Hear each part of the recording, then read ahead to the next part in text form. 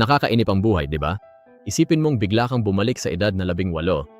Ngayon, isipin mong kaklase mo ang tatay mo at naging matalik na kaibigan pa ng anak mo. Ito ang kwento ni Dae Young. Isa siyang masipag na middle-aged na lalaking may midlife crisis kasama ang asawang si Da Jung. Dati matamis, ngayon puro away ang relasyon nila at malapit nang maghiwalay. Nag-file na ng diborsyo si Da Jung kaya gulo ang isip ni Dae Young. Isinakripisyo niya ang lahat para sa pag-ibig pero naging mapait ang wakas. Naalala niya ang panahon bilang star player sa high school na muntik ng mag-national team pero iniwan ang lahat ng malaman na magkakaanak sila ni Da Jung ng kambal. Dalawang kabataang may pangarap pero pinili ang pamilya kaysa ambisyon. Pagkalipas ng 18 taon, hirap pa rin sila. 10 taon ng maintenance worker si Dae Young, tinitiis ang mga kliyente at ang kanyang pride para sa magandang review at pag-asang ma-promote. Nakikita niya ang masasayang pamilya ng kanyang mga kliyente at hinahangad niya iyon para sa sarili niyang mga anak kaya iminungkahi niyang maghapunan silang pamilya. Kwentong ama ang usapan ni Dae Young pero abala ang anak niyang si Shia sa itsura niya at ang anak niyang si Shiwoo ay tumigil na sa basketball, tila walang direksyon at layunin. Sinabi ni Dae Young sa kanila na huwag mag-alala tungkol sa diborsyo at nangakong kapag na-promote siya ay siguradong magbabago ang isip ni Da Jung. Si Shia, na laging oportunista, ay agad na sinubukang akuin ang kredito sa pag-impluwensya sa kanyang ama. Samantala, naghahanda si Da Jung para sa isang dance rehearsal. Pinuri siya ng kanyang assistant sa trabaho, ngunit hindi pa rin kumbinsido ang direktor. Kahit gaano pa siya kagaling mag-perform, hindi niya matakasan ang tatak na pagiging ina. Naghahanap na ang direktor ng mas bata at mas kaakit-akit na kapalit. Sa trabaho, inaasam ni Dae Young ang promosyon. Akala ng lahat siya ang mananalo pero napunta ito sa mas batang empleyado. Masakit ang katotohanan, 10 taong pagod, tinalo lang ng kabataan. May sama siya ng loob, ngunit alang-alang sa kanyang pamilya, pinipigilan niya ang sarili. Nakiusap siya sa kanyang boss na huwag siyang ilipat. Alam niyang ang paglipat sa Busan ang tuluyang sisira sa kanilang pagsasama ng asawa. Tiniis niya ang pangungutya ng boss hanggang sa idinamay na ang pamilya niya. Napuno siya at nag-resign. Sa labas ng apartment, nagkita sila ni Da Jung na tila malungkot din. Halos hindi na sila magkakilala. Gustong ayusin ni Dae Young ang lahat pero desidido na si Da Jung. Sa kanilang apartment, tinitingnan niya ang mga lumang litrato ng pamilya. Dali-dali siyang bumaba dahil sa mga alaala pero wala na si Dae Young. Bumalik siya sa dati niyang high school. Tinitigan ni Dae Young ang tropeyo sa salamin, simbolo ng mga pangarap na tinalikuran na niya. Napabuntong hininga siya sa pagkatalo. Pagbalik niya sa basketball court, lalo lamang lumalim ang kanyang pakiramdam ng kabiguan sa pamilyar na lugar na iyon. Halos hindi niya madribble ang bola, matigas at hindi sumusunod ang kanyang katawan. Pinagtatawanan siya ng mga bola, bawat talbog ay paalala ng kanyang kabiguan, ngunit hindi siya susuko. Sa muling pagbangon, itinayo ni Dae Young ang sarili at nagpa siyang sumubok muli. Ibinato niya ang bola papunta sa ring at habang lumilipad ito sa ere, biglang namatay ang mga ilaw ng stadium. Sa labas, biglang bumuhos ang isang malakas na bagyo ng kulog at kidlat, nilamon ng dilim ang buong paligid. Nang muling kumurap ang mga ilaw at bumalik, nagbago ng husto at hindi kapanipaniwala ang buhay ni Dae Young. Pumasok siya sa maliwanag na convenience store para sa instant ramen at soju. Pagbabayad niya, hiningi ng kahera ang kanyang ID. Napatigil si Dae Young. Bumungad sa kanya ang mukha ng kanyang anak na si Shia. Lubos ang pagkabigla niya. Hindi pa niya batid ang katotohanang bumalik siya sa 18 taong gulang niyang katawan. Nang makita niyang palihim na nagtatrabaho si Shia, pinagalitan niya ito bilang isang ama. Naguluhan si Shia dahil isang baliw na estranghero lang ang nakita niyang sumisigaw sa kanya. Habang inabot ni Dae Young si Shia, may nakita siya sa bintana ng tindahan na nagpahinto sa kanya. Sa sobrang lito, pumunta si Dae Young sa kaibigang si Deokjin upang magtago. Nang makita ni Deokjin ang estrangherong pumasok, inakala niyang magnanakaw ito. Naglaban sila, ngunit natigil ito nang makita ni Deokjin ang isang lumang litrato. Nanlaki ang kanyang mga mata nang makilala ang batang bersyon ng kaibigang si Dae Young. Matapos ang kwento ni Dae Young, sinabi ni Deokjin na ito ay banal na interbensyon, isang pagkakataong habulin ang mga nakalimutang pangarap. Tumingin si Dae Young sa basketball court kung saan siya nangarap. Natanto niya ang kanyang sitwasyon, muli siyang naging 18. Susulitin niya ang pagkakataon at babawi sa nawalang kabataan. Una niyang hakbang, kumbinsihin si Deokjin na magpanggap na ama at i-enroll siya muli sa high school. Bukas na ang pagdinig sa diborsyo ni Dae Young at Da Jung. Mag-isang nakaupo si Da Jung sa korte at kinakabahan siya sa katahimikan. Nasaan na si Dae Young? Hindi siya makikilala. Ang matabang lalaking inaasahan niya ay napalitan ng isang athletic na bersyon. Lumapit si Dae-young kay Da-jung at ipinaliwanag ang kanyang pagbabago at determinasyong ayusin ang kanilang pagsasama. Habang lumalabas ng korte si Da-jung, biglang nag-vibrate ang kanyang telepono. Umasa siya sa exam para sa pangarap na trabaho sa TV station. Ang pangarap niyang mag-broadcaster ay abot kamay na. Sa tuwa, napasayaw siya sa kalsada bilang pagdiriwang. Samantala, pinanood siya ni Dae-young mula sa malayo. Kabado siyang lapitan ang dalaga sa bago nitong anyo. Ngunit nang makita ang saya nito, nagduda siya. Masaya ba siya sa laya niya? Nakalimot na ba siya? Lalo siyang nagpasyang baguhin ang buhay at mabawi siya. Sa tulong ni Deokjin na medyo sobra-sobra, matagumpay na nakapag-enroll si Dae-young sa high school, nagpapanggap bilang anak ni Deokjin. Nang makilala ni Deokjin ang isang magandang guro, agad siyang nabighani at tila nawala sa sarili niyang mundo. Kinabukasan, nagsimula na si Dae-young sa high school. Sa bus, nahirapang tumayo ang isang buntis. Inasahan ng isang estudyante na pauupuin siya ng matandang katabi, pero tumanggi ito at sinabing dapat nasa bahay lang ang mga buntis. Nakita ni Da-jung ang nangyari at makikialam na sana siya nang biglang lumitaw si Dae-young bilang 18 taong gulang at inalok ang upuan. Namangha si Da-jung sa kabaitan niya na hindi alam na ang maginoong binatang ito ay ang kanyang asawa. Muling isinilang, bumaba si Dae-young ng bus at pumasok sa masiglang pasilyo ng kanyang high school. Hindi alam na magiging kaklase niya ang kanyang anak na si A. Agad namang nakilala ni si Dae-young bilang ang siraulong lalaki mula sa convenience store. Galit na galit siya, ngunit pinigilan niya ang kanyang inis. Tumawag si Da-yun kay Dae-young, galit na tinanong kung bakit niya nilaktawan ang kanilang divorce hearing. Sinabi niyang isasalba ang kanilang pagsasama, saka binaba ang telepono. Sa banyo, may narinig siyang humihingi ng saklolo. Nagulat siyang makita ang anak na si Woo na nakakulong dahil sa pambubuli. Nagpakilala si Dae-young bilang bagong estudyante at nangakong tutukuyin ang mga nang-aapi. Tahimik lang si Woo, ayaw ituro ang mga nambubuli sa kanya. Pumasok ang grupo ng basketballistang mayayabang, natakot agad si Woo. Sinimulan siyang kutyain ng kanilang leader na si Jasong mismo sa harap ni Dae-young. Nang makita ni Dae-young mismo ang dinaranas ng anak niya, hindi na niya napigilan ang galit niya. Akala ng mga mayabang na bully na ito na sila ang hari ng paaralan, malayang binibiktima ang mga mahihinang estudyante. Hindi nila alam na ang tatay ni Woo ang kanilang kalaban, isang amang naging binatilyo para ipagtanggol ang anak. Habang sumusugod si Jasong, akmang susuntok nang dumating ang guro at napatigil sila. Umatras si Dae-young sa isang sulok at naalala ang kanyang high school. Noon niya iniligtas si Deokjin sa mga bully na naging simula ng kanilang pagkakaibigan. Naglalakad-lakad siya sa paaralan nang makita ang anak na si A na nagka-cutting classes at naninigarilyo. Galit na nagwala ang ama pero sinabihan lang siyang huwag makialam at maglaho na. Nang makitang may papalapit na guro, agad siyang tumakbo palayo. Desididong itama ang kanyang anak, isinumbong ni Dae-young ang ginawa ni A. Umaasang papagalitan siya ng guro. Hinimok niya ang guro na maging mahigpit na bigyan si A ng leksyon na magpapagising sa kanya. Ngunit nang pinagalitan ng guro si A, agad na sumingit si Dae-young para protektahan siya. Hindi niya kayang makita ang anak niyang nasasaktan kahit pa bunga iyon ng sariling pagkakamali ni A. Ilang sandali pa, dumating si Dae-eun sa paaralan matapos siyang ipatawag ng guro. Hindi pa rin komportable si Dae-young na harapin siya sa anyong kabataan, kaya iniiwasan niyang magkatitigan sila. Nang malaman niyang pati si Dae-eun ay gumagamit din ng vape, hindi na naman niya napigilan ang sarili at hayagang pinagalitan ang mag-ina. Napatingin si Dae-eun kay Dae-young, gulat na gulat at may bahid ng pagkakakilala sa kanyang mga mata. Buti na lang at dumating si Deokjin sa tamang oras para pakalmahin ang sitwasyon. Kinabukasan, hinarap si Dae-young ni A at ng kanyang mga kaibigan sa rooftop ng paaralan. Binabalaan kita, sabi ni A. Layuan mo ako. Wala siyang kaalam-alam na ang tinatakot niya ay ang sarili niyang ama. Tahimik na pinanood ni Dae-young ang paglayo ni A, walang masabi. Sa gitna ng katigasan ng anak, naalala niya ang maamong A noon na ang ngiti ay nagpapainit sa kanyang puso. Hindi siya makapaniwala kung gaano na ito nagbago. Lingid sa kanya, pagkukunwari lang ang pagtataray ni A para ilayo ang transferee. Gabi noon nang makita ni Dae-young na tumatakas si A para mag-part-time. Hindi niya ito napigilan. Maya-maya, napansin niyang sinusundan ni Jasong si Woo.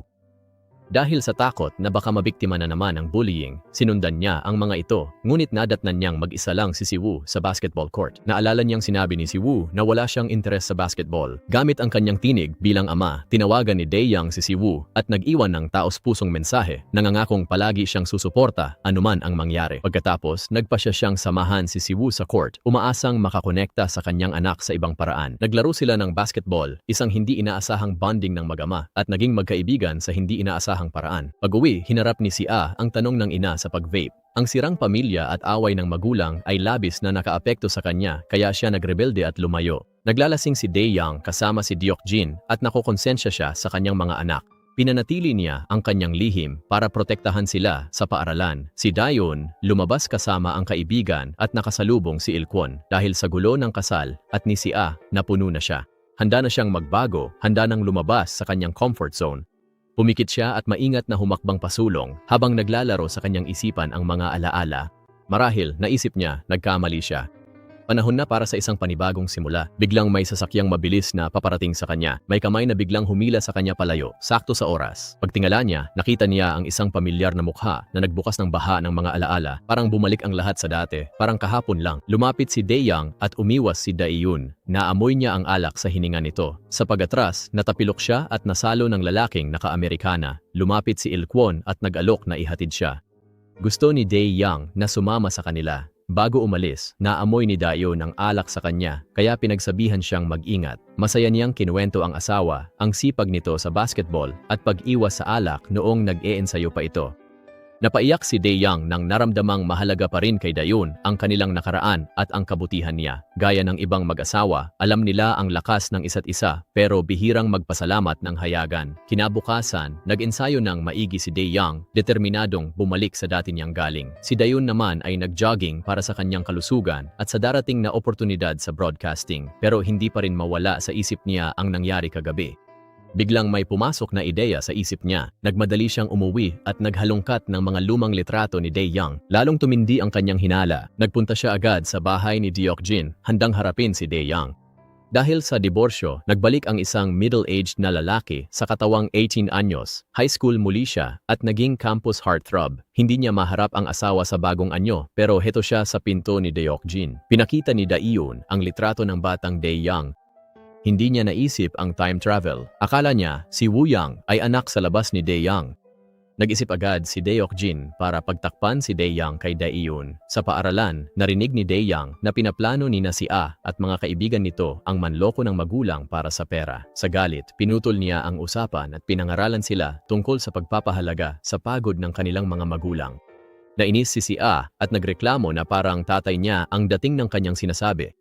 Bago sumagot si Dae-young, umalis na si A. Pagkatapos ng klase, biglang umulan ng malakas. Nakita ni Dae-young si A na malungkot na nakatingin sa labas dahil wala siyang payong. Kaya tumakbo si Dae-young sa convenience store at binili ang huling 2 payong. Naabutan niya si A na nagsisinta sa silong. Basang-basa siya. Biglang may nagpayong sa kanya at lumitaw ang gwapong mukha ni Dae-young. Parang tumigil ang oras. Si A, na kilalang matigas ang loob, ay tatanggi sana pero mahinahong iniabot ni Dae-young ang payong. Habang pinapanood si Dae-young na paalis, nagtaka si A. Nagmadali si Dae-young papunta sa silid-aralan ni Siwoo. Inilapag ang natitirang payong sa mesa ng kanyang anak bago umuwi. Napatawa siya. Iniisip kung may ibang amang gagawa nito para sa anak. Ngunit sa tarangkahan ng paaralan, isang tanawin ang nagpahinto sa kanya. Nakapila ang mga mamahaling sasakyan, paalala ng kanyang hirap. Samantala, natanggap na rin ni Dae-young ang tawag na hinihintay niya. Nakuha niya ang trabaho sa radyo.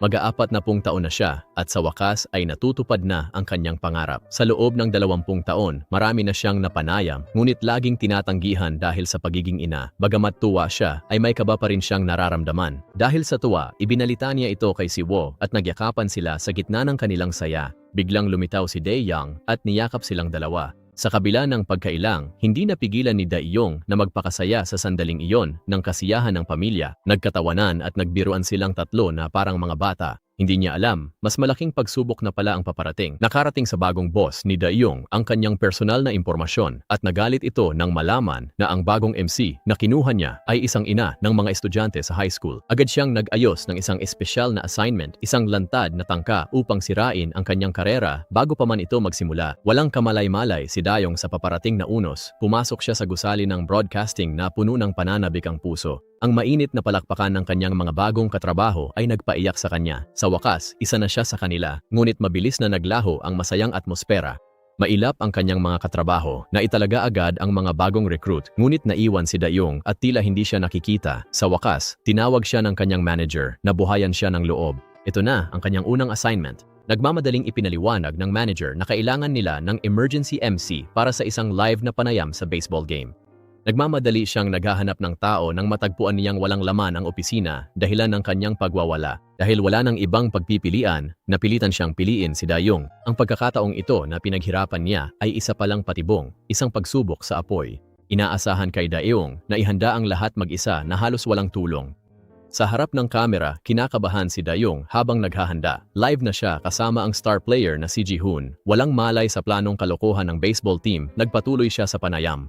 Isang timba ng tubig na para sana kay Ji-hoon ang aksidenteng natapon at nabasa ng todo si Dayong. Habang napasinghap sa gulat ang lahat ng nasa set, mabilis na nakaisip ng paraan si Dayong at walang sablay na nailigtas ang live broadcast. Ang kanyang bilis mag-isip at profesionalismo ay humanga sa lahat, pati na ang direktor na nanonood mula sa control room na napapalakpak sa tuwa. Hindi lang nalampasan ni Dayong ang sabotahe, kundi nagtagumpay pa siya.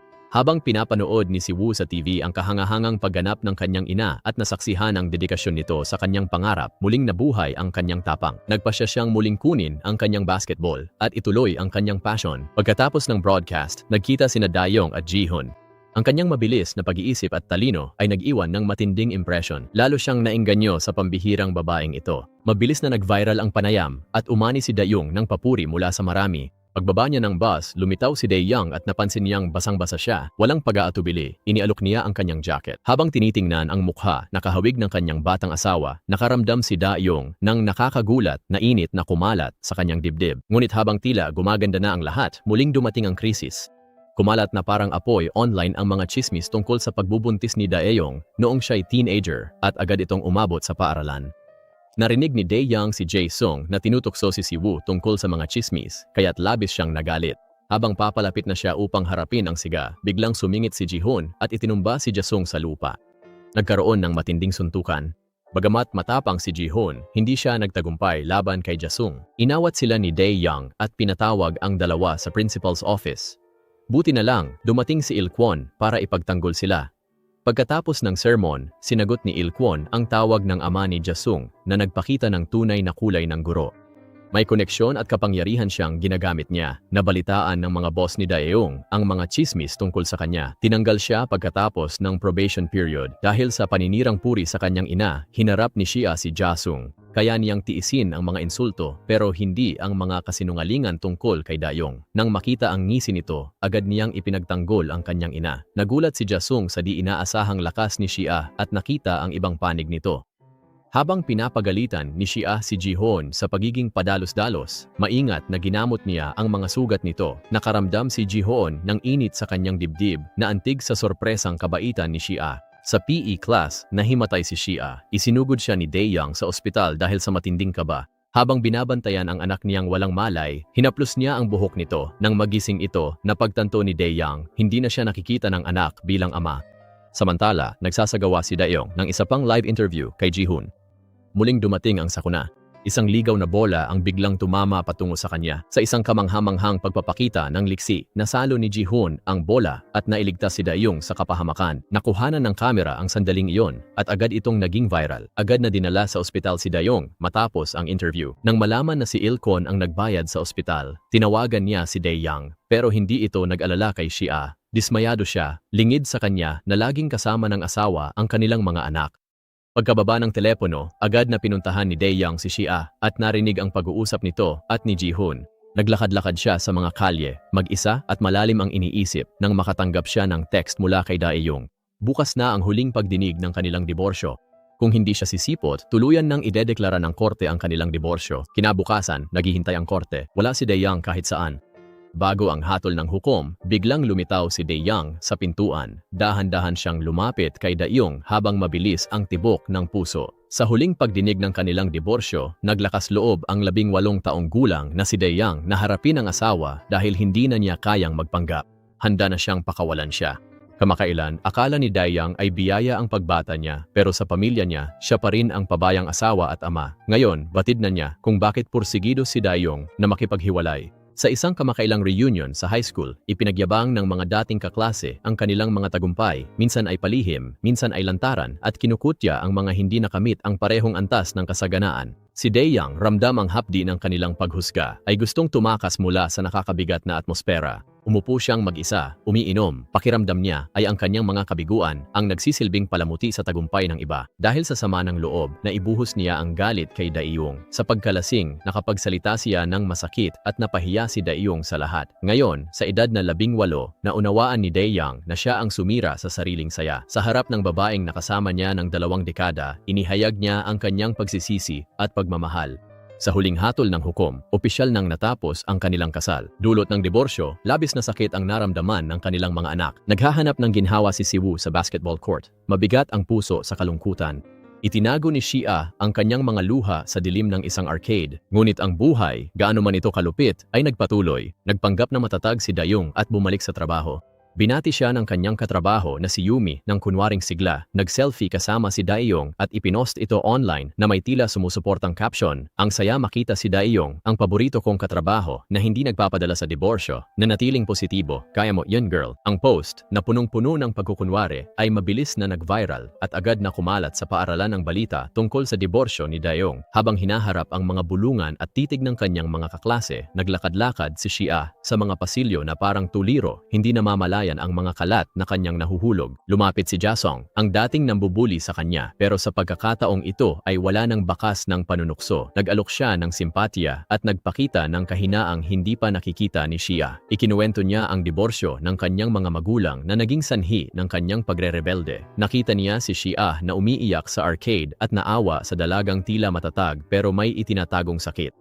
Bigla niyang ginustong protektahan siya. Dumating ang guro at nakita ang kalat. Tinanong nito kung sino ang may gawa. Nagulat ang lahat ng akuin ni Jasong ang sisi at nilinis ang mga ito. Samantala, ang bagong diborsyadong si Daeyang na 18 taong gulang ay naghanap ng aliw sa alak.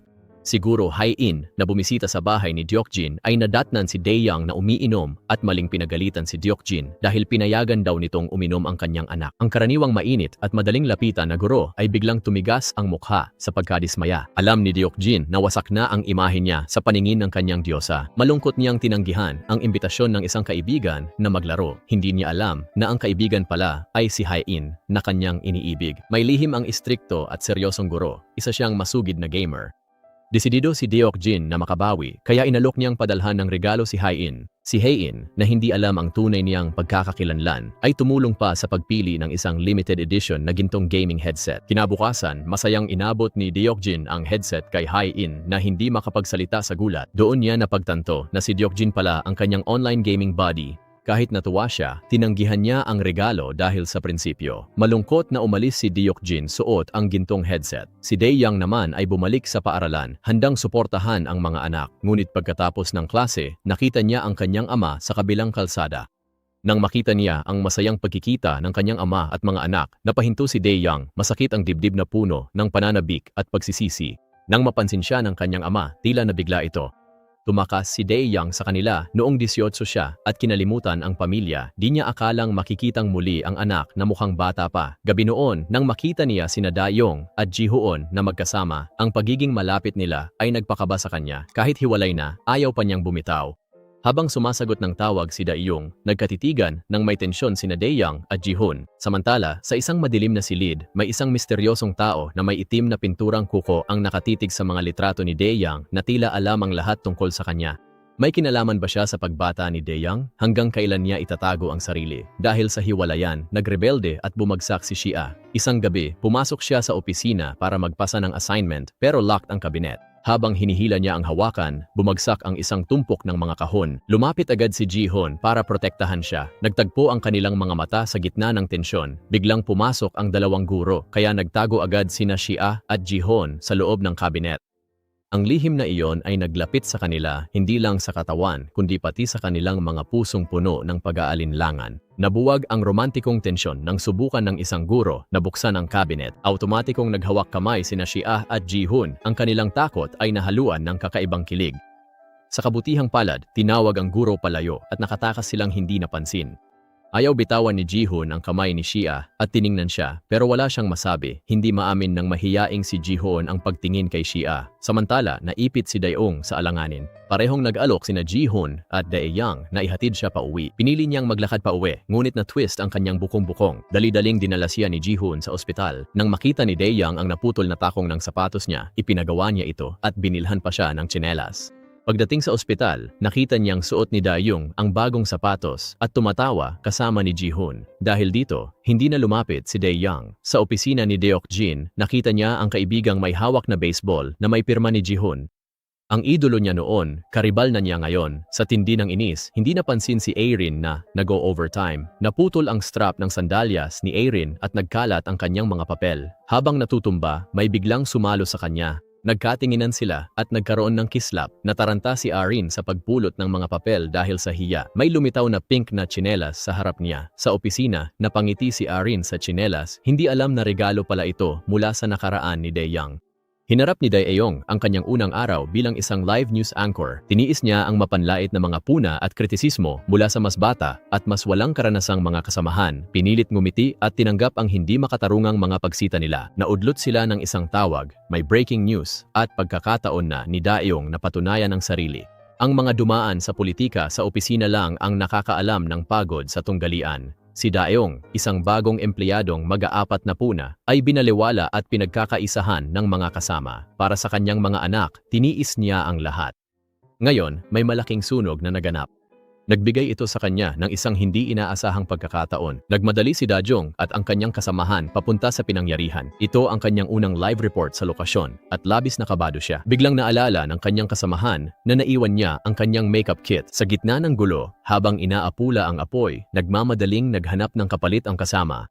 Ilang sandali na lang ay magsisimula na ang live broadcast. Habang nabangga siya ng isang rescuer at nagkalat ang minadaling makeup niya, nagdesisyon agad ang direktor. Si Da-jung ang papalit. Nagsimula ang live broadcast at kalmadong naghatid si Da-jung ng isang perpektong ulat. Namangha ang kanyang mga kasamahan, pati na ang kanyang karibal. Alam ni Dae-young na bunga ito ng kanyang hindi mabilang na oras ng pagsasanay. Sa isang pagpupulong, pinuri rin siya ng kanyang manager sa harap ng lahat. Gayunpaman, pinaalalahanan ng direktor ang lahat na patuloy pa ring kumakalat online ang mga tsismis tungkol sa kanyang diborsyo. Para sa isang news anchor, napakahalaga ng imahe sa publiko. Ayaw man niya, inihayag ng direktor na iba ang magi-interview kay Ji-hoon, dahilan upang malito si Da-jung. Krimen ba ang diborsyo? Narinig ng direktor ang kanyang tanong at bigla itong nagalit.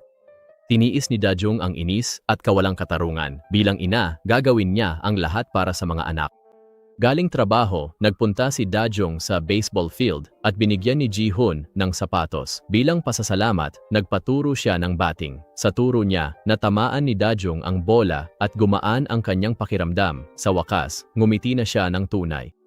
Nakatanggap ng tawag si Ji-hoon at nagmadali sa presinto. Kumalat ang balitang may anak siya sa labas. Isang saksing reporter sa presinto ang nilitratuhan si Ji-hoon kasama ang kanyang anak. Sumabog ang kwento online at bumagsak ang reputasyon ni Ji-hoon. Nagpadala si Da-jung ng mensahe ng suporta kay Ji-hoon, nag-aalok ng kaaliwan at paghikayat. Samantala, si Deok-jin na maingat na nagplano ng isang engranding proposal ay labis na nasaktan nang tanggihan siya ni Aerin. Pinaginhawa ni Dae-young ang kanyang kaibigan, hindi alam na may nakikinig pala sa kanilang pag-uusap. Nagkakape sina Aerin at Da-jung sa malapit. Habang may love problem sina Dae-young at Deok-jin, biglang sumulpot si Da-jung. Sa araw ring iyon, dinumog ng reporters ang anak ni Ji-hoon para sa impormasyon. Nabigla ang bata sa gulo ng media. Habang binabatikos si Ji-hoon, inaliw siya ni Da-jung sa pagpapadala ng suporta. Nagpatuloy ang kwento mula episode 6 kung saan gustong makausap ni Ji-hoon si Da-jung. Narinig ni Aerin sa restaurant nang aksidenteng mabanggit ni Deok-jin ang tunay na pangalan ni Dae-young. Sasabihin sana niya ang hinala kay Da-jung, pero nang makita ni Da-jung ang pagkabalisa ni Ji-hoon, pinuntahan niya agad ito. Dahil sa kuryosidad, tinawagan ni Irene si Daeyang. Tumunog ang phone sa bulsa nito, kaya nakumpirma ang hinala niya. Wala nang takas, kaya inamin ni Daeyang ang totoo. Nang malaman ni Irene na nagkagusto siya rito, habang akalang anak ito ni Deokjin, nahiya at nagalit siya. Hindi pinansin ang mga pakiusap nito at hiniling ang parusa sa panloloko niya. Opisyal nang napasama si Daeyang sa alanganin. Samantala, nagkita sina Dajung at Jihun at sa wakas ay nabunyag ang kanyang lihim. Hindi anak ni Jihun si Seoyeon, kundi pamangkin niya, anak ng kanyang yumaong kapatid na lalaki. Mula pagkabata, si Jihun ay pinalaki ng kanyang kuya na tumayong kapatid at magulang matapos pumanaw ang kanilang mga magulang. Kahit noong sila ay matatanda na, laging inuuna ng kanyang kuya ang karera ni Jihun at isinakripisyo pa ang kanyang kasal para dito. Mabigat ang dinadalang guilt ni Jihun dahil sa sakripisyong iyon. Nang nagsisimula nang sumikat ang profesional na karera ni Jihun sa baseball, umuwi siya at nadatnan ang isang batang babae. Iniwan ng dating kasintahan ng kanyang kuya, si Seoyeon, at ipinagkatiwala ito sa kanyang kuya. Kalaunan, namatay ang kuya ni Jihun sa aksidente. Dahil dito, inaako ni Jihun ang pagpapalaki kay Seoyeon upang protektahan siya. Dahil sa takot na madamay si Seoyeon, balak ni Jihun na huminto sa baseball. Nang marinig ito ni Daeun, nagbigay siya ng ibang pananaw. Ikinuwento niya ang bigat ng utang na loob, ang pakiramdam na parang pabigat ka sa isang taong labis ang isinakripisyo para sa'yo. Ikinumpara niya ito sa mga sakripisyo ni Daeyang para sa kanya at sa mga pagsubok na kanilang hinarap at hinikayat si Jihun na huwag sumuko sa kanyang pangarap. Ang masayang Jihun gate niya ay nangangahulugang masayang Seoyeon. Ipinangako niyang mananatili siyang pinakamalaking tagahanga nito na inuulit ang mismong mga salitang minsan ng sinabi ng kanyang kapatid. Lalong nabighani si Jihun habang naglalakad sa daang puno ng cherry blossom. Pinag-usapan nila ang pag-aliw sa mga bata. Sabi ni Daeun, ang pagsalo ng talulot at paghiling ay mainam na pampalipas oras. Sa isang magaan na kilos, nakasalo si Jihun ng talulot. Biglang may dumaan na nakakilala sa kanila.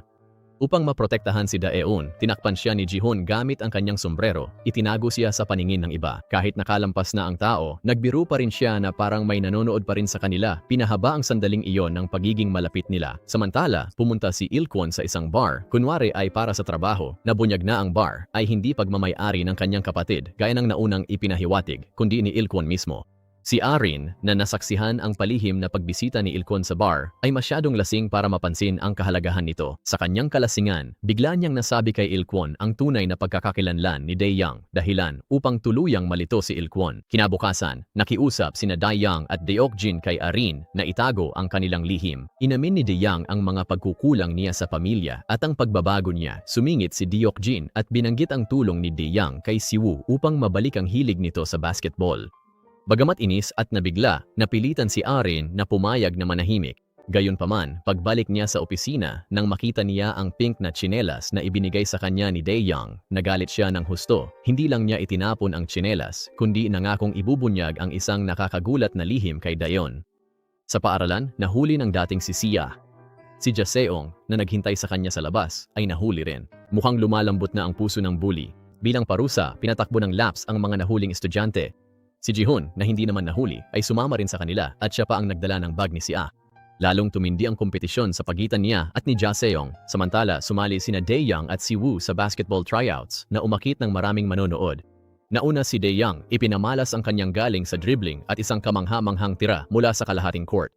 Ang pamilyar niyang estilo ng paglalaro ay nagpapaalala kay Il-kwon sa dating high school basketball star na si Daeyang.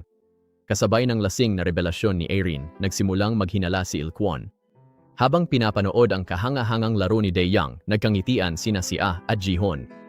Dumating ang turn ni Siwoo at naglaro siya ng may bagong kumpiyansa at husay, sumugod sa basket, nag-fake, nag-pass, at sa huli ay naipasok ang isang three-pointer. Parehong pumasa sa tryouts ang mag-ama. Ipinaalam ni Il-kwon sa kanila na halos pasok na sila sa team basta't makausap lang muna ang kanilang mga magulang. Nang makita ni Daeyang si Sia sa may pintuan ng gym, kumaway siya rito. Malamig ang naging reaksyon ni Sia na para bang itinuturing niyang kalaban si Daeyang para sa pwesto sa team. Pagkatapos ng klase, dinala ni Siwoo si Daeyang upang ipakilala sa kanyang lolo. Dahil papalapit na ang meeting ng mga magulang at guro, kailangan niya ng taong papalit sa kanyang mga magulang. Abala ang kanyang ina sa pagharap sa iskandalo at si Daeyang naman, ayon sa kanyang gawa-gawang kwento, ay may amang nasa busan. Sa muling pagkikita nila kay Ginong Hong, narinig ni Daeyang ang opinyon ng kanyang lolo tungkol sa kanyang nakababatang sarili, isang talentadong manlalaro ng basketball na nakapasok sa team dahil sa sipag, hindi dahil sa lagay o pabor. Si Ginoong Hong, kahit na may matigas na panlabas, ay malinaw na labis ang pagmamalaki sa kanyang apo. Inutusan niya si Siwoo na kontakin muna ang kanyang mga magulang at nag-alok na siya na lang ang papalit kung hindi sila available. Masayang nagpaalam si Siwoo sa kanyang lolo. Sa may gate, pinayuhan siya ni Dae-young na sabihin sa kanyang ina ang tungkol sa muling pagsali sa basketball team. Ang katapatan, diin niya, ay napakahalaga sa pamilya. Sumang-ayon si Siwoo na may ngiti sa labi. Sa kanilang pag-uwi, nasalubong nila sina Daeun at Arin. Narinig na ni Daeun ang tungkol sa pagbabalik ni Siwoo sa basketball. Akala ni Dae-young ay booking na siya, kaya hinila agad niya si Daeun sa tabi para mag-usap ng sarilinan. Ngunit hindi siya ipinagkanulo ni Arin. Ang balita lang ni Siwoo ang kanyang ibinahagi. Ipinagmamalaki ni Siwoo na nakapasok siya sa basketball team at ibinahagi ang masayang sandali sa kanyang ina. Nag-usap ng pribado sina Dae-young at Arin. Ipinaliwanag ni Arin ang dahilan ng pagtatago ng kanyang lihim. Tinanong niya si Daeun tungkol kay Deokjin at nalaman niyang laging umaaliw ang binata kay Daeun. Nang makita ang pagbabago kay Dae-young, piniling ilihim muna ito ni Arin. Habang sila ay naghiwalay, tinanong ni Arin si Dae-young dala ang kanyang likas na pagkamausisa kung ano ang sikreto niya sa pagiging mukhang bata. Umilag siya at pabirong sinabi na parang hindi nagbago ang itsura ni Arin mula noong high school. Natuwa si Arin at inakala niyang papuri iyon tungkol sa kanyang batang itsura sa edad na 37. Ang totoo, mukhang matanda na si Dae-young noong high school pa lang, buti na lang na iligtas siya ng maling akala ni Arin mula sa isang nakakahiyang sitwasyon. Dinala ni Choi Il-kwon si Daeun sa nightclub para pag-usapan ang basketball ni Siwoo. Nainis si Daeun sa mga bastos na kasama ni Il-kwon kaya nag-walk out siya. Sinundan siya ni Il-kwon at iginiit na ang mga lalaking iyon ang may hawak sa career ni Siwoo. Pagkatapos, binigyan niya si Daeun ng bank account number at hayagang humingi ng suhol para masiguro ang playing time ng bata. Umalis si Daeun na labis ang pagkabigla na pagtatanto na ang madilim na likod ng high school sports ay sumasalamin sa tiwaling mundo ng mga matatanda. Pagkatapos ay ipinatawag ni Il-kwon si Deokjin at inulit ang parehong mga hinihingi. Si Deokjin na nasaksihan ang magarbong pamumuhay ni Il-kwon at naalala ang mga maling pahayag nito tungkol sa relasyon kay Hye-in ay nakaramdam ng awa para sa guro. Sinubukan ni Il-kwon na gamitin ang pangarap ni Dae-young sa basketball para sa pera, ngunit tumanggi si Deokjin at lumayo na may pagkasuklam. Pag-uwi sa bahay, ibinalita ni Deokjin kay Dae-young ang plano ni Il-kwon. Nag-aalala na baka maapektuhan si Daeun kung siya ang mauunang dumalo sa parent-teacher meeting bago ang anak ni Deokjin. Nagmadaling umuwi si Dae-young at tinawagan si Siwoo upang malaman na hindi pa umuuwi si Daeun. Nakita niya ito sa dati nilang tagong lugar malapit sa bahay. Nagkunwari siyang naghahanap kay Siwoo at nagkataong napadaan. Nagreklamo si Daeun na umiinom mag-isa na 3 beses na siyang nahuli ni Dae-young. Dahil sa malasakit, pinayuhan siya ni Dae-young na laging piliin ang tama gaya ng turo ng kanyang mga magulang. Mukhang pinag-isipan ni Daeun ang kanyang mga sinabi. Sa isang sandali ng katapangan, inabot ni Dae-young ang kanyang kamay ngunit agad din itong binawi. Ipinaliwanag niya ito bilang isang kilos ng positibong enerhiya. Si Dajong, na tila kumbinsido, ay hinayaan na lang ito. Kinabukasan, nagkaproblema si Dae-young. Hayagang tinawag siya ni Il-kwon na Hong Dae-young at tinanong kung siya ba ay anak ni Deokjin o si Dae-young mismo. Malinaw na siya ay naghihinala. Gabi noon nang tawagan ni Dajong si Arin para sabihing ire-record niya ang suhol kay Il-kwon sa paaralan. Kahit binalaan, determinado si Dajong. Nalaman ito ni Dae-young mula kay Arin kaya nagmadali siyang pumunta sa paaralan. Pagkatapos ng tawag, nabigla si Arin nang mapagtanto niyang naibunyag niya kay Il-kwon ang tunay na pagkakakilanlan ni Dae-young habang siya ay lasing. Sa paaralan, iniabot ni Dajong ang pera at palihim na kumukuha ng impormasyon tungkol sa koneksyon ni Il-kwon sa mga coach ng pambansang koponan. Nagduda si Il-kwon sa mga tanong ni Dajong at napagtanto niyang nire-record siya nito. Nakita ni Deokjin si Il-kwon na lumalabas ng hotel kasama ang isang babae. Kaya inakala niyang niloloko nito si Hye-in at inatake niya ito. Dahil sa gulo, nauwi silang dalawa sa istasyon ng pulis. Tumanggi si Deokjin na makipag-areglo at iginiit na tumawag siya. Sa halip na abogado, si Hye-in ang dumating at isiniwalat na nagsinungaling si Il-kwon tungkol sa kanilang relasyon. Napahiya si Il-kwon kaya ininsulto niya si Hye-in na naging sanhi ng panibagong away at isa pang pagpunta nila sa istasyon ng pulis. Binalaan ng inis na pulis si Deokjin na tumigil na sa pagsasalita bago pa siya bugbugin ng husto. Gumawa ng paraan si Ji-hoon na makita si Dajong pero dahil sa text ni Arin, tinanggihan niya ang alok na ihatid siya. Biglang may matandang nag-alok ng tulong kaya pinrotektahan ni Ji-hoon si Dajong at inakbayan ito. Nabighani si Dajong sa ngiti ni Ji-hoon. Sa papalapit na basketball tryouts, pinilit ng punong guro si Il-kwon na pumili ng mga kwalipikadong manlalaro kasabay ng babala ukol sa iskandalo ng suhulan sa kabilang paaralan. Pinili ni Il-kwon base sa galing pero napilitan siyang isali sina Dae-young at Siwoo. Gustong ilantad ni Dajong si Il-kwon kaya nagplano siyang kumuha ng ebidensya sa PTA meeting pero walang ibang magulang na dumating. Si Dae-young lang ang sumipot at nagpasalamat sa pagsisikap ni Dae-jung. Napansin ni Dae-young na masama ang pakiramdam ni Dae-jung kaya binilhan niya ito ng gamot at minasahe ang tiyan nito. Naalala ni Dae-jung ang asawa kay Dae-young kaya umalis siya. Napansin ng ina ang pagkalito ni Dae-jung at nalungkot sa pagkimkim nito ng loob. Nagalit naman si Shia kay Dae-jung dahil sa kanyang gamit at nagsumbong sa lola. Ang lola, na labis ang pagprotekta, ay kumampi kay Shia at hiniling kay Dae-jung na humingi ng paumanhin. Bumisita si Dae-young sa puntod ng kanyang ina. Ang kanyang ama, na nais siyang ilayo sa pag-aalala bago ang isang mahalagang laro, ay itinago ang sakit ng kanyang ina dahilan upang hindi makapagpaalam si Dae-young.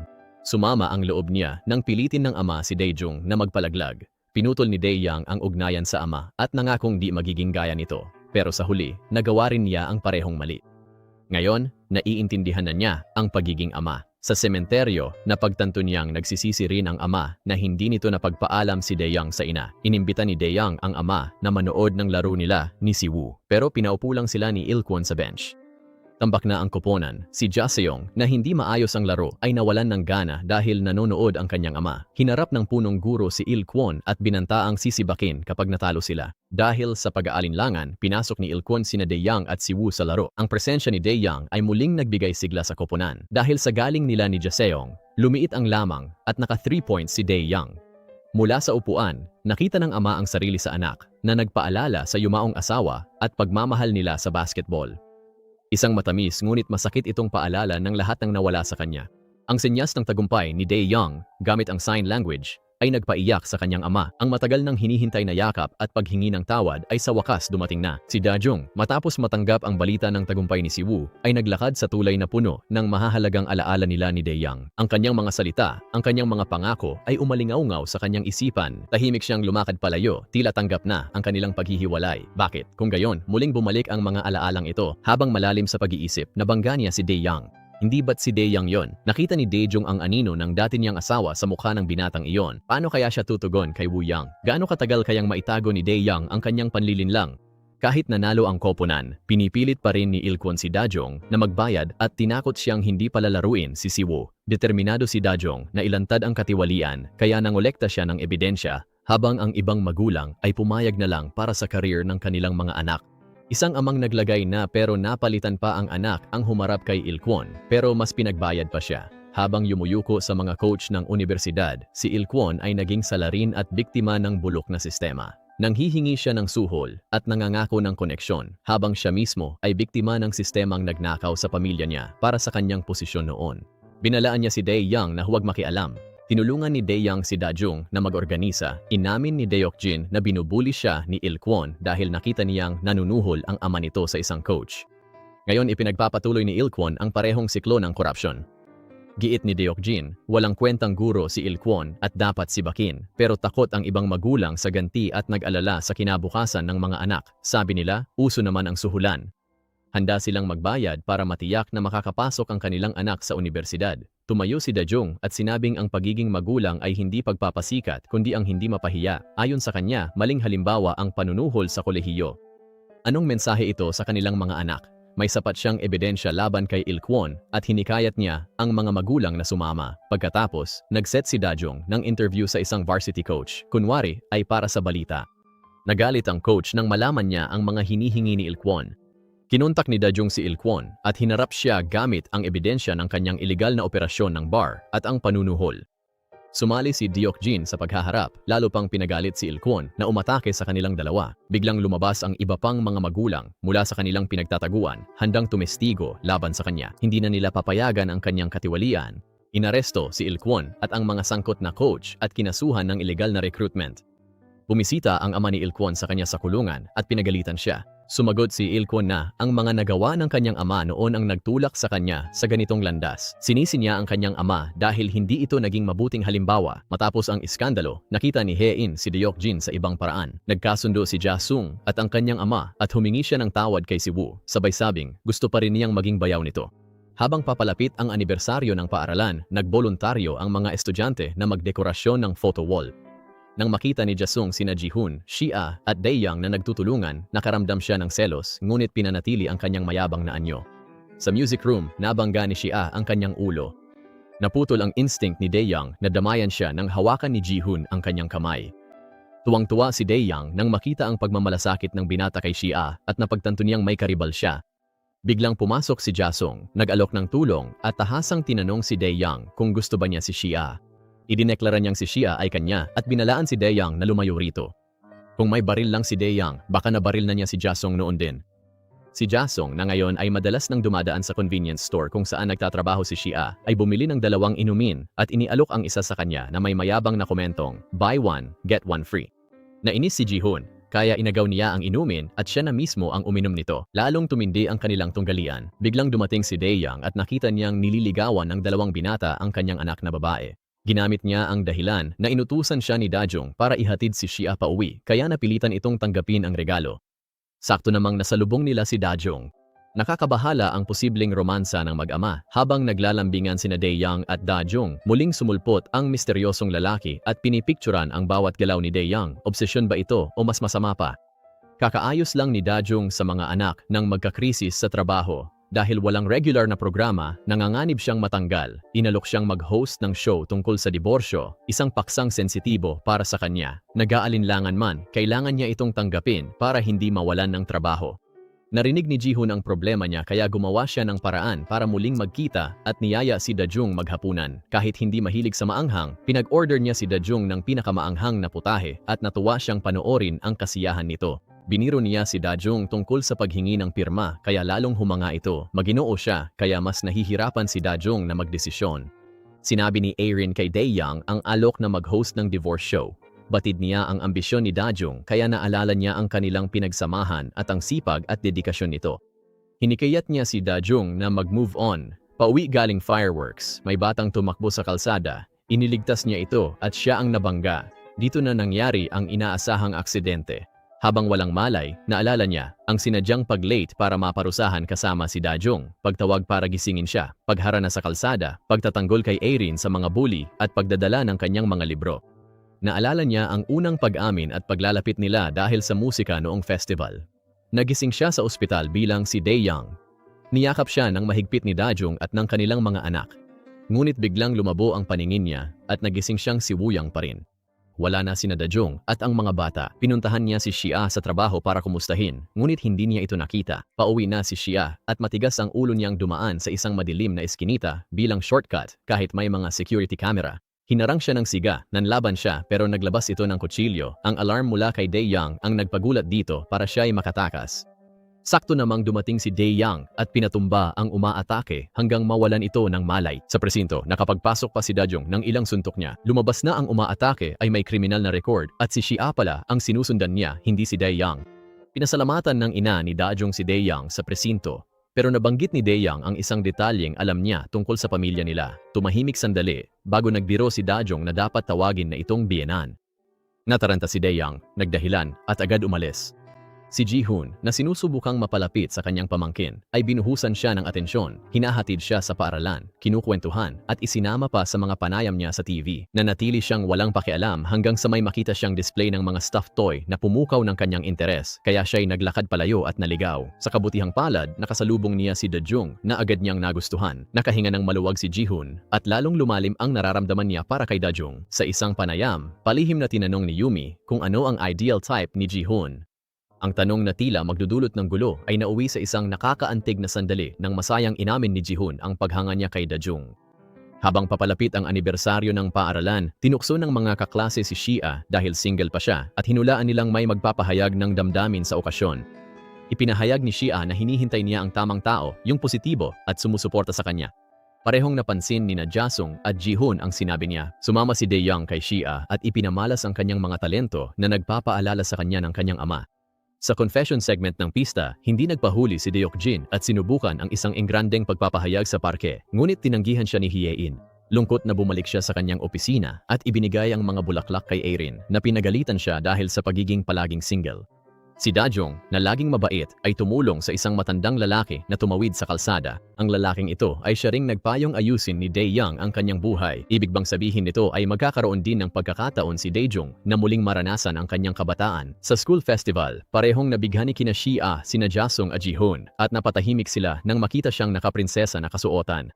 Bilang proud na ama, kumuha ng litrato si Daeyang at sinend ito kay Dajong. Tumugtog ang dati nilang paboritong singer sa festival, kaya nakaramdam sila ng nostalgia. Nang makita ni Dae-young ang pagmamahal sa mga mata ni Da-jung sa litrato, agad niya itong pinuntahan. Natagpuan niya itong nanonood ng panayam ni Ji-hoon sa isang malaking screen sa town square.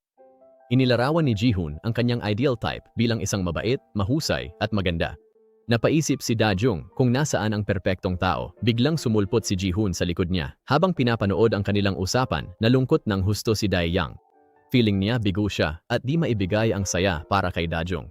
Ano bang maiaalok ng isang high school student? Pero biniro lang ni Da-jung si Ji-hoon, lingid sa kaalamang totoo ang nararamdaman nito. Nagpaalam siya, sinabing may nauna na siyang lakad at tinanggihan ang paanyaya ni Ji-hoon. Ang taong hinihintay niya ay si Dae-young.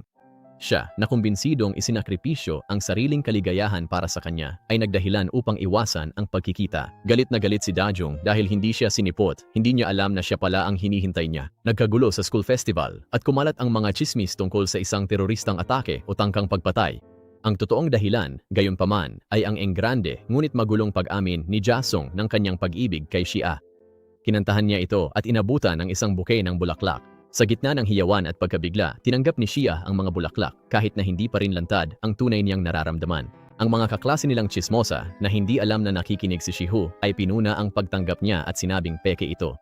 Nagresulta ang pagtatalo sa natapong inumin na naging sanhi ng pagkawala ng kuryente. Nang tanungin ng isang guro, nagulat si Dae-young nang malaman ang matagumpay na pag-amin ni Ja-sung na siya mismo ang nagplano. Malinaw niyang naalala na sinabi ni Shia sa kanya na ayaw nito ng mga ganitong pampublikong pagpapakita, kaya sinadya niyang iligaw si Ja-sung, inaasahan na matatanggihan ito. Ngayon, mahigpit niyang binabantayan ang bagong magkasintahan, ipinagbabawal pa ang maghawak kamay, lalo na ang maghalikan.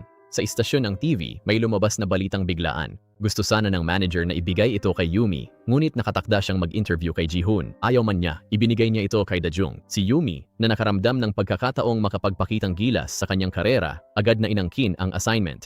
Sa kabila ng unang desisyon ng manager, bumaliktad ng husto ang kanyang ambisyon laban sa kanya. Ang breaking news pala ay tungkol sa isang bagyo, kaya kinailangan niyang tumayo sa ilalim ng malakas na ulan. Si Dae-young, na sinusundan si Shia, nadiskubre niyang pupunta ito sa isang laro ng baseball. Ngumiti siya, isang sandaling ipinagmamalaki ng isang ama, hanggang sa makita niya ang isang patalastas para sa isang kiss cam event. Desidido siyang pigilan ang anumang halikan sa kamera, kaya bumili siya ng tiket at umupo sa tabi ni Shia, ngunit nadiskubre niyang si Ji-hoon pala ang kadate nito. Lumabas na tinanggap lang ni Shia ang mga bulaklak ni Ja-sung upang hindi siya mapahiya sa harap ng marami. Wala siyang romantikong interes sa kanya. Si Ji-hoon, na nakaramdam ng pagkakataon, ay inimbita siya sa laro. Nagkataon namang si Ja-sung ay pumalit sa isang kasamahan at ini-interview si Ji-hoon na ikinatuwa ni Shia. Inimbitahan ni Ji-hoon si Da-jung na maghapunan at tuwang-tuwa si Shia kaya pinilit niya ang kanyang ina na tanggapin ang imbitasyon. Ang dalawang batang magkaribal, sina Ja-sung at Ji-hoon, ay nagpumilit na sumama sa kanila. Aliw na aliw si Ji-hoon nang mapagtanto niyang mas marami pang tagahanga si Shia kaysa sa kanya. Sa hapunan, naghain si Dae-young ng clam chowder at binigyan si Shia ng isang malaking mangkok. Hindi nakatiis si Ji-hoon at binigyan din si Da-jung ng kasing daming bahagi, kaya nagkomento si Shia tungkol sa halatang paghanga ni Ji-hoon na ibinunyag sa kanyang panayam.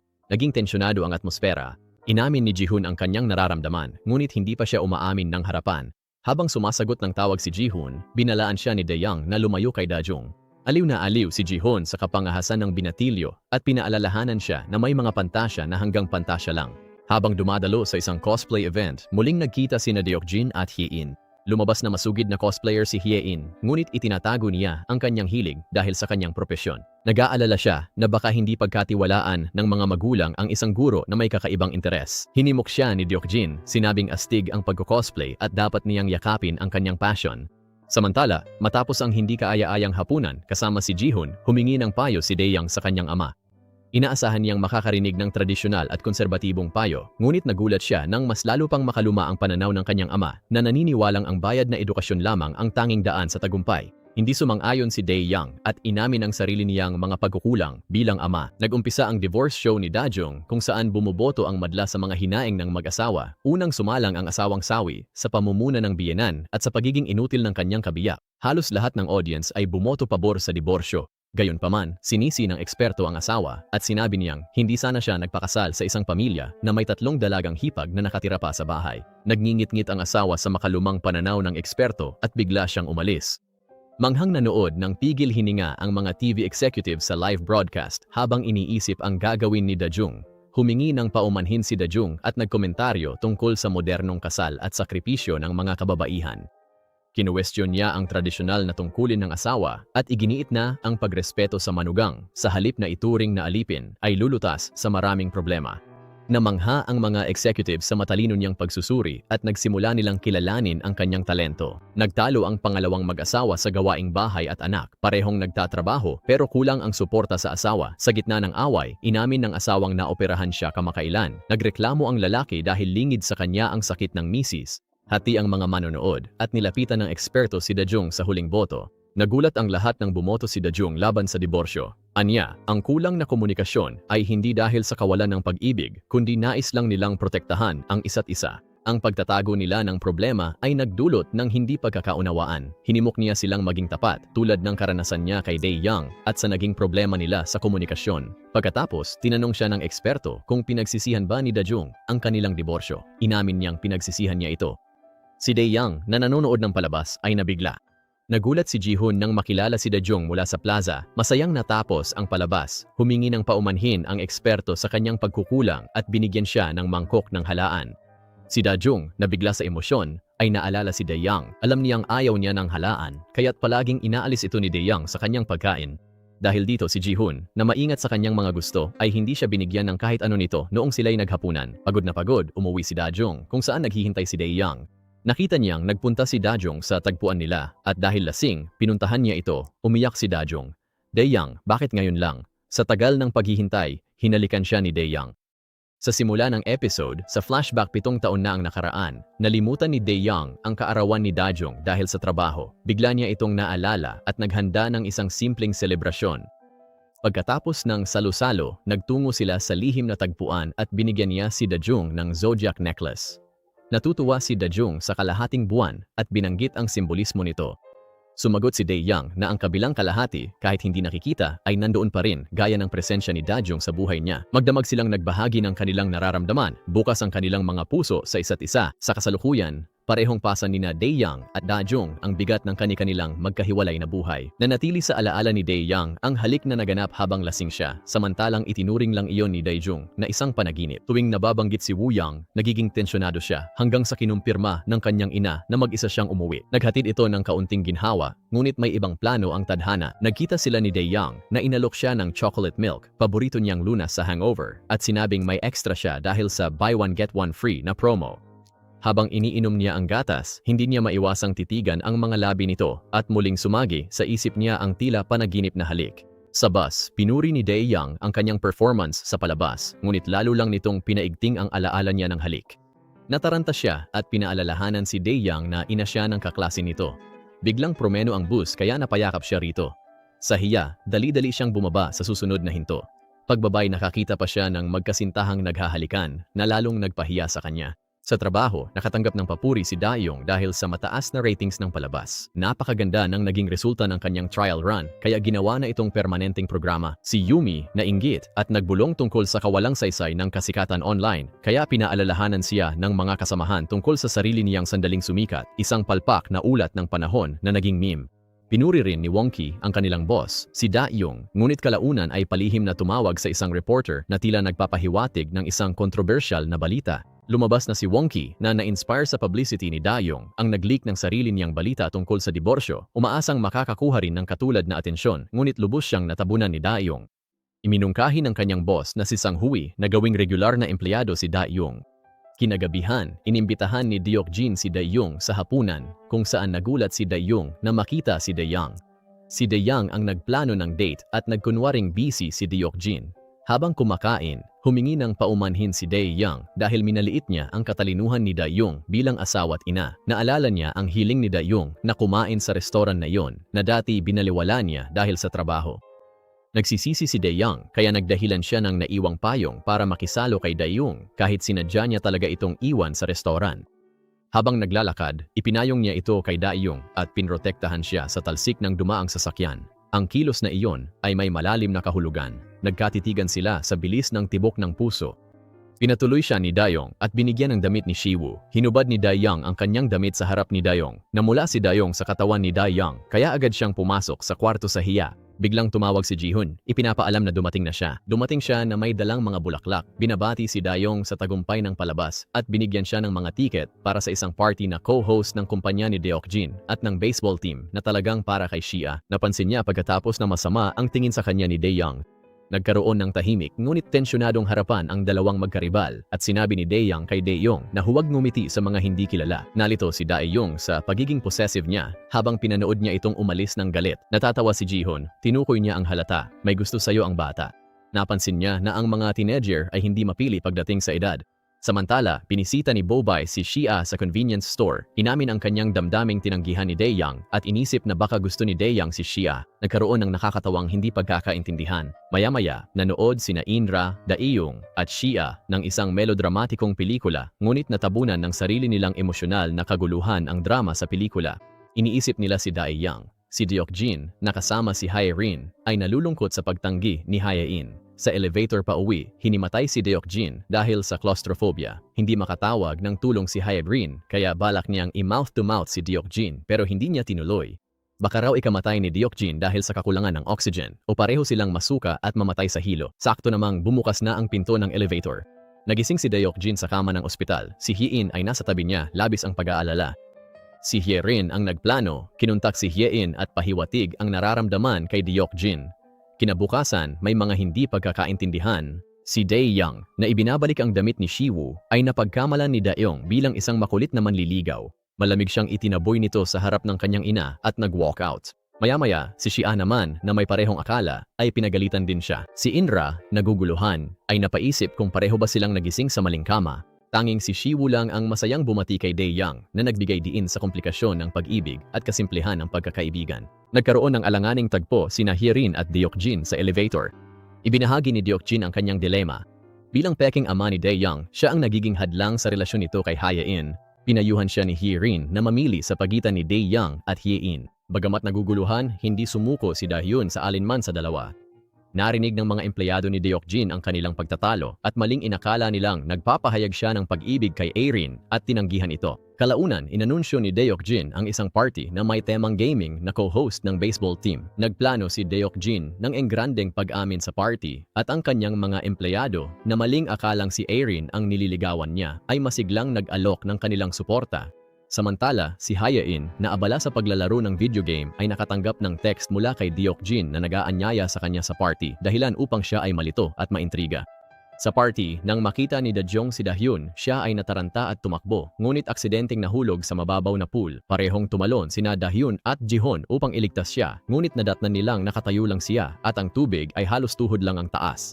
Ang dalawang lalaki, ngayon ay basang-basa, ay nanatiling nakatayo roon ng alanganin. Kitang-kita ang kanilang mga muscle nang biglang umandar ang mga sprinkler. Napakaganda ng eksena, bawat frame ay pwedeng gawing wallpaper. Maya-maya, habang nagpapalit ng damit, nagkaroon ng tensyonadong komprontasyon ang mga lalaking maskulado. Inamin ni Jihon ang kanyang nararamdaman para kay Dahyun at binalaan si Dahyun na tigilan na ang kanyang mga pantasyang pang-teenager. Kalma lang na nagbubutones ng kanyang polo si Dahyun at sumagot na mapanlin lang ang mga itsura at kung maliitin siya ni Jihon, siya rin ang mapapahamak. Narinig ni Dahyun ang pag-uusap ni Bobay at Shia tungkol sa di umano'y pagkagusto ni Dahyun kay Shia.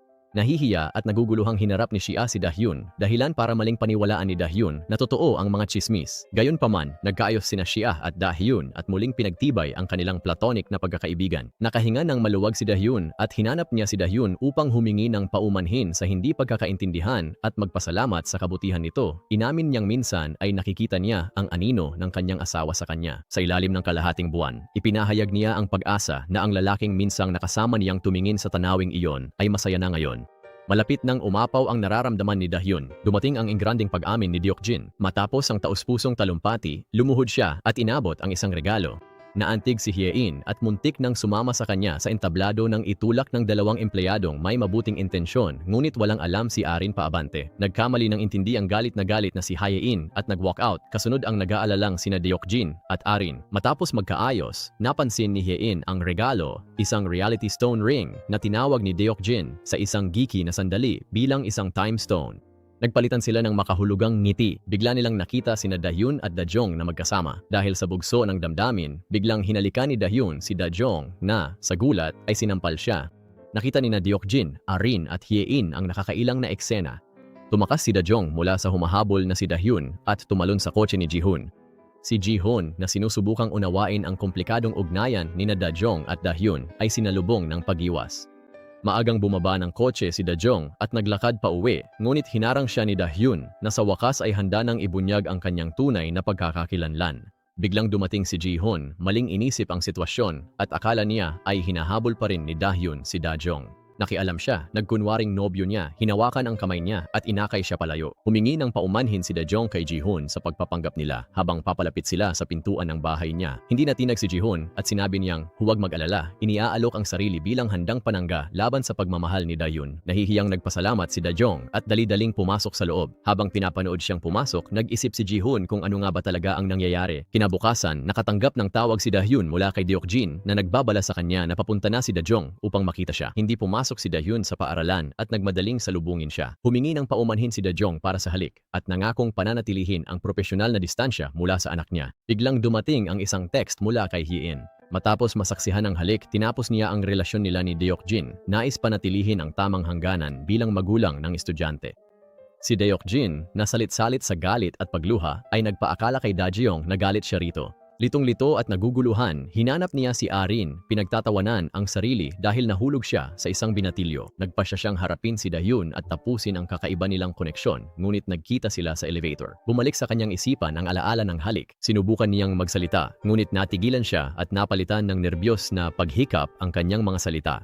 May grupo ng tao ang sumiksik sa elevator kaya naipit sila sa isang sulok. Dahil sa lapit nila, hindi maiwasan ni Dajong na mapatitig sa mga katangian ni Dahyun. Paglabas nila ng elevator, bigla siyang nagtirada ng magulong sermon, sinabihan siyang lumayo at hindi na nabigyan ng pagkakataon si Dahyun na magpaliwanag. Muling naantala ang kanilang pagkakaayos. Sa paaralan, nagsulat ang mga estudyante ng kanilang mga pangarap na propesyon. Si Jihoon, na naalala ang paghanga ni Shia sa mga doktor, ay nagsulat ng doktor bilang kanyang pangarap. Sa mga sesyon ng career counseling, ipinahayag ni Jasung ang ambisyon niyang maging isang real estate tycoon. Binanggit ang isang kilalang Koreanong manlalaro ng basketball na matapos magretiro, naging matagumpay na entertainer at mamumuhunan sa real estate. Si Bobae, na 5 taong gulang pa lang, ay nangangarap maging modelo. Ang pabago-bagong mga pangarap ng mga kabataan ay nakakatawa at nakaka-frustrate para kay Hyein. Ipinahayag ni Shia ang balak niyang huwag na lang magkolehiyo. Nag-aalalang pinayuhan siya ni Hyein na pag-usapan ito kasama ang kanyang mga magulang. Narinig ni Dahyun ang usapan at kalaunan ay palihim na tinanong si Shia tungkol sa kanyang mga plano at nalaman niyang mahilig pala ito sa makeup artistry. Samantala, nahuli ni Dajong ang isang senior na lihim na pinipicturan si Yumi. Pinagalitan ng mentor si Dajong sa pakikialam, pinaalalahanan ang kanyang impluensya at pinagsorry ang dalawa.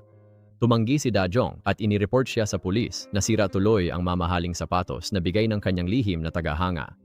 Nakita ni Yumi ang pangyayari at mahina niyang tinanong si Dajong tungkol sa kanyang ginawa. Natatakot na baka gantihan sila. Maingat na ipinaliwanag ni Dajong na hindi dapat humingi ng paumanhin ang mga biktima at na pinoprotektahan lang niya si Yumi gaya ng pagprotekta niya sa sarili niyang anak. Pagkatapos niyang magsalita, tinawag si Yumi ng kanyang nakatatandang kasamahan na parang alaga na lalong nagpakita ng malaking pagkakaiba ng kanilang mga ugali. Lumabas sa TV ang promo para sa divorce show ni Dajong. Nagulat at nagalit ang mga kasamahan ni Dajeong nang makita nilang iba na ang host sa promo ng kanyang show. Pinalitan siya ng network ng mas marketable na kandidato. Malungkot siyang umalis sa istasyon at nasalubong si Jihoon na dumating upang magbigay ng suporta. Nasa paligid ang tabloid photographer na dati nang nagpakalat ng maling balita tungkol kay Jihoon, sinusubukang makakuha ng kompromisong larawan. Nang makita ni Jihoon ang photographer, inutusan niya si Dahyun na ipaayos ang kanyang sapatos at pagkatapos ay hinarap ang photographer, kinuha ang memory card nito at tinakot ng legal na aksyon kung muli nitong tatargetin si Dahyun. Naghintay si Jihoon kay Dahyun sa kanyang sasakyan. Habang pinag-uusapan ang nasirang sapatos, napagtanto ni Dahyun na hindi si Jihoon ang lihim na tagahanga na nagregalo sa kanya ng mamahaling takong.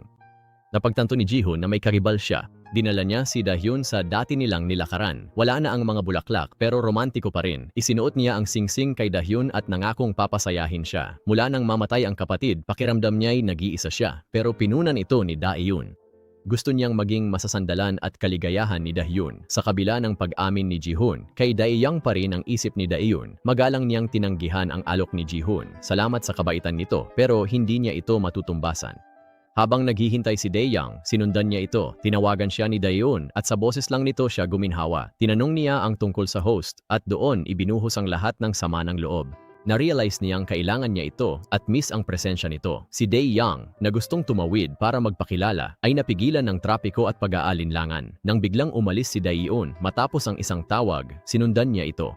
May perang nanakaw mula sa convenience store kung saan nagtatrabaho si Shia at nagkaaberya pa ang security camera. Si Shia, na tanging empleyado na naroon, ay pinaghinalaan ng may-ari ng tindahan kaya tinawagan nito si Daeun. Mariing ipinagtanggol ni Daeun ang kanyang anak, iniwan ang kanyang business card at nangakong babayaran ang may-ari kung hindi mahanap ang pera. Tinanong niya si Shia, hindi para akusahan ang pagnanakaw, kundi dahil nag-aalala siya tungkol sa lihim nitong trabaho. Ipinaliwanag ni Shia na mahilig siya sa makeup at nagtrabaho siya roon upang makapag-ipon para sa isang makeup course. Ayaw niyang maging pabigat sa kanyang ina, kaya nalaman ni Daeun ang desisyon ni Shia na huwag mag-college. Bumalik sa alaala ni Daeun ang kanyang mga paghihirap dahil sa kakulangan ng tamang edukasyon, kaya napagbuntunan niya ng galit si Shia na pinuna siya dahil hindi siya nakikinig. Isang taon nang pinagdudusahan ni Shia ang desisyong ito. Sa kainitan ng pagtatalo, binanggit ni Daeun ang kanyang mga sakripisyo para mapagtaguyod si Shia na nasaktan at nagalit, kaya sumagot ito pabalik. Si Shia, na nasaktan at nagalit, ay sumigaw pabalik. Sinabing isa siyang batang hindi ginusto, isang pabigat na pinagsisisihan ng kanyang mga magulang. Lalong tumindi ang pagtatalo at naghiwalay silang dalawa na kapwa galit na galit. Nasaksihan ito ni Dae-young at gustong tumulong pero nanood na lang siya habang lumalayo si Daeun. Maya-maya, nagkaayos si Daeun at ang anak. Humingi siya ng paumanhin at tiniyak na biyaya si Shia. Ipinangako niyang susuportahan ang pangarap nito at inaming ang sariling insecurities sa pinag-aralan ang naging sanhi ng kanyang pangamba para sa anak. Matapos ang ilang pagsasaliksik, natutunan niyang karanasan at hindi formal na edukasyon ang mahalaga sa industriya ng makeup. Si Shia, na muling nabuhay ang kanyang passion, ay nangakong magsisikap at kukuha ng mga sertipikasyon. Saktong dumating si ina, may dalang inumin para damayan ang anak sa pagkawala ng pagkakataong mag-host. Nagbahaginan ng saloobin ang 3 henerasyon ng kababaihan at nakatagpo ng ginhawa at lakas sa piling ng isa't isa. Samantala, nakatanggap ng tawag si Ji-hoon, ang taong matagal na niyang hinahanap. Si Dae-young ay natuntun na. Malapit na niyang matanggap ang impormasyon sa pakikipag-ugnayan. Mukhang malalim ang iniisip ni Ji-hoon. Kinabukasan, binigyan ni Dae-young si Shia ng passbook, sabay sabing galing ito sa kanyang ama. Sumunod ang sunod-sunod na nakakaantig na mga flashback. Nadiskubre ni Shia ang mga tala sa bawat deposito. Ang kanyang kaarawan, ang kanyang 1-month celebration, ang kanyang unang gupit, ang kanyang unang ngipin. Kasabay nito, ipinakita ang mga eksena ng mapagmahal na pakikitungo ni Dae-young sa kanyang anak. Si Daeun, na tumatawag sa kanya habang nasa trabaho, naririnig ang bulungan ni baby Shia sa background at napapawi ang kanyang pagod. Tinuturuan ni Dae-young si Shia na magbisikleta. Isang teenage na Shia ang nagbigay sa kanya ng kamay niniting na scarf para sa kanyang mga maagang pasok sa trabaho. Bawat entry, bawat alaala ay patunay ng kanyang pagmamahal. Ang masinop na pagtatala ni Dae-young ay nagpatunay kay Shia na hindi siya itinakwil. Ang nawawalang pera ay nalamang isang hindi pagkakaunawaan lamang. Nag-resign si Shia sa kanyang trabaho at tinawagan si Dae-young. Tinanong ang kalagayan nito habang nanginginig ang kanyang boses sa pag-iyak. Ibinuhos niya ang kanyang pananabik para dito at si Dae-young, hindi na napigilan ng emosyon, ay hayagang umiyak. Nagkasundo silang magkita. Matapos ang kaunting pag-aalinlangan, tinawagan din niya si Daeun, sinabing malapit lang siya at gusto niyang makita ito. Habang palabas ng bahay si Shia, isang nakakagulat na pangyayari ang naganap. Dumating si Ji-hoon na tila may mahalagang pakay. Ang ekspresyon ni Shia ay halong pagkabigla at pagkalito. Samantala, si Daeun, habang kausap sa telepono si Dae-young at tinatanong ang kinaroroonan nito, ay biglang napansin siya sa likuran niya.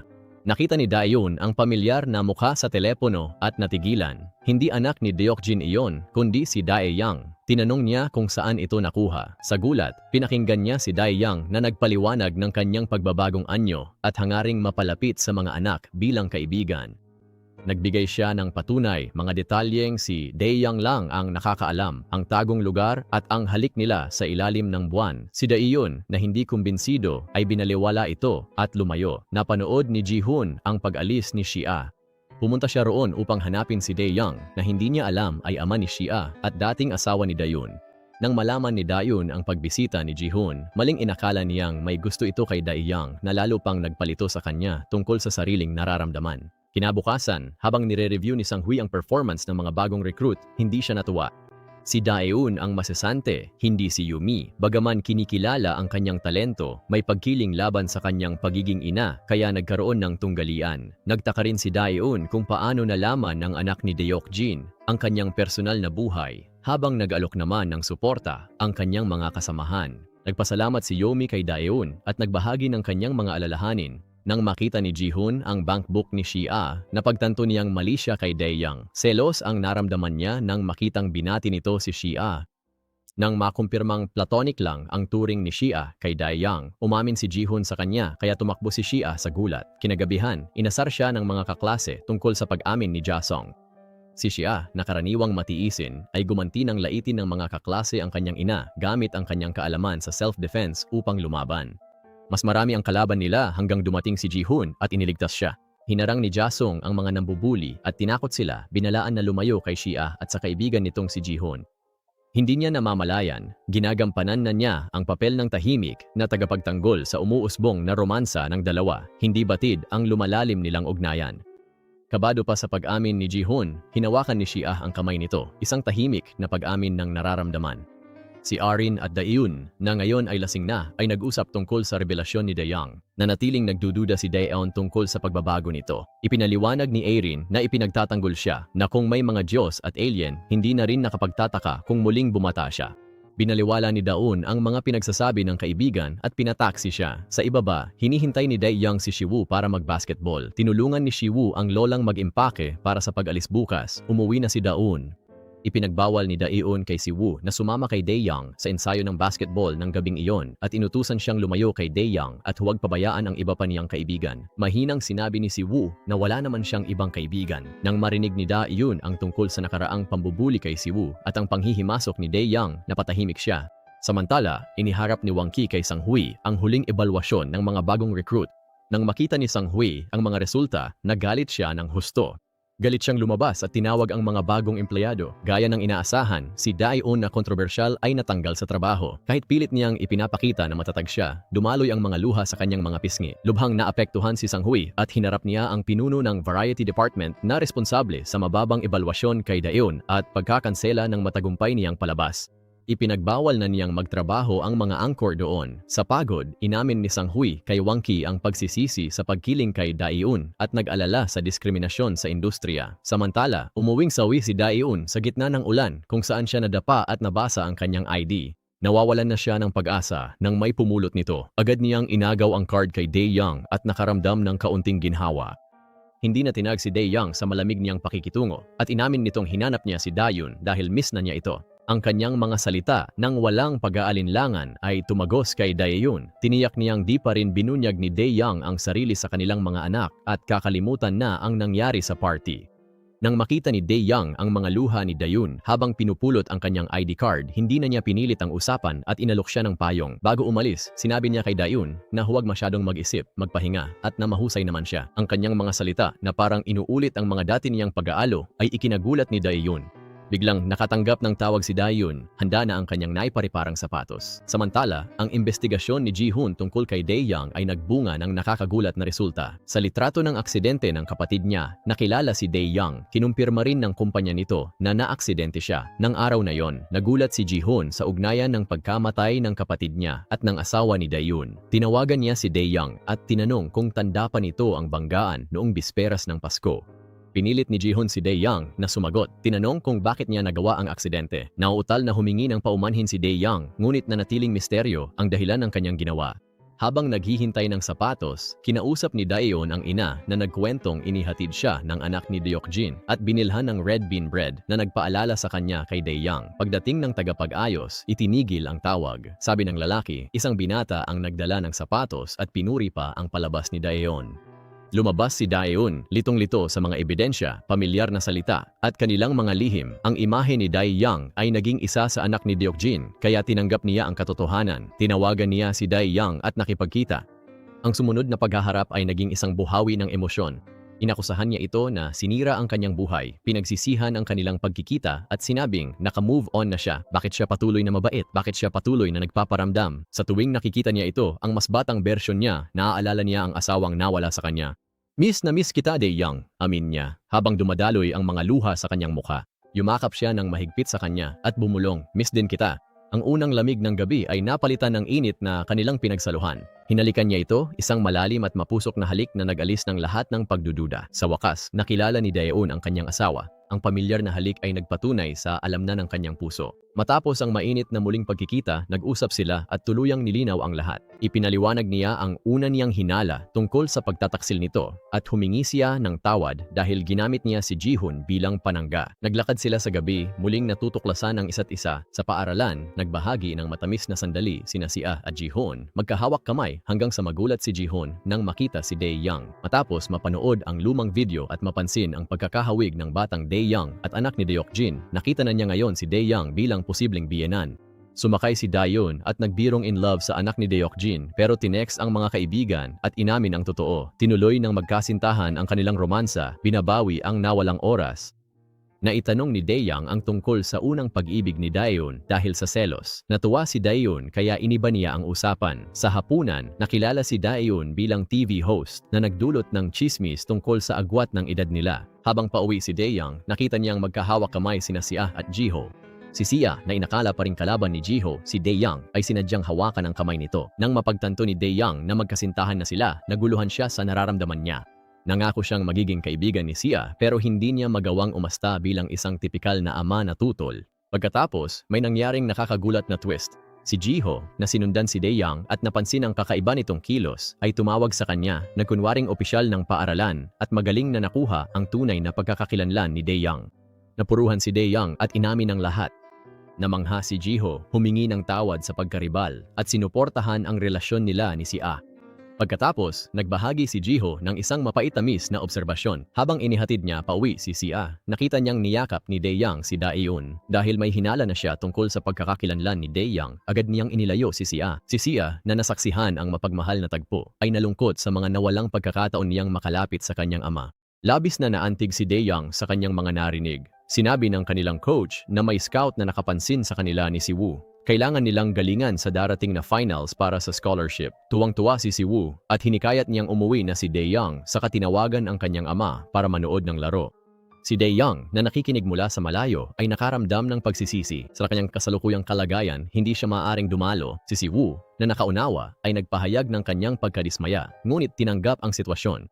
Bumalik si Dae-young kay Si-woo na habang nagtatapat ay sinabi ang dahilan ng pagbabasketball.